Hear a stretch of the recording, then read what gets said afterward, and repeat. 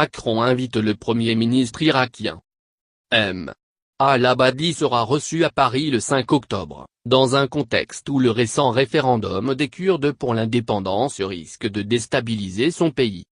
Emmanuel Macron a invité le Premier ministre irakien Haïder Al-Abadi le 5 octobre à Paris, proposant que la France aide l'Irak pour ne pas laisser les tensions s'installer avec le Kurdistan irakien, avec lequel la France entretient des relations d'amitié, a indiqué vendredi 29 septembre l'Élysée.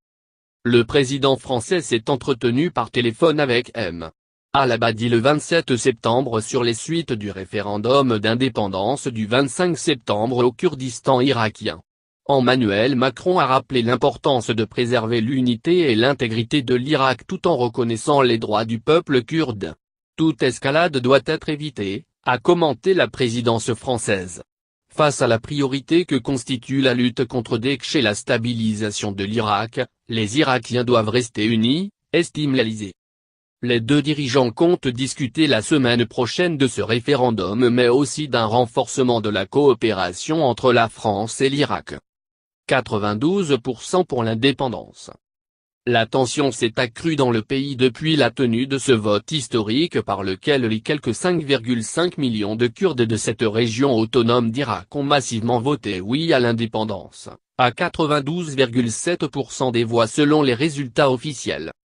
En rétorsion, Bagdad a coupé vendredi les liaisons aériennes entre le Kurdistan irakien et l'étranger et demande à la région d'annuler ce référendum.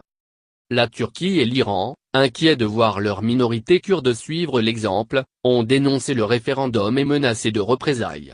Les États-Unis ont décidé de ne pas reconnaître ce référendum unilatéral et appelé toutes les parties au dialogue. La coalition internationale anti-djihadiste dirigée par Washington a de son côté affirmé que la crise entre Bagdad et Erbil avait un impact sur les offensives contre le groupe État islamique, et le ministre des Affaires étrangères Jean-Yves Le Drian, qui s'est rendu en Irak en août, avait déjà qualifié le référendum kurde d'initiative inopportune, en marge de l'Assemblée générale annuelle de l'ONU. Paris a récemment accordé à Bagdad un prêt de 430 millions d'euros destiné à aider à remettre le pays sur pied, alors que les forces irakiennes, soutenues par la coalition internationale dirigée par les États-Unis, poursuivent leur reconquête des derniers bastions djihadistes en Irak.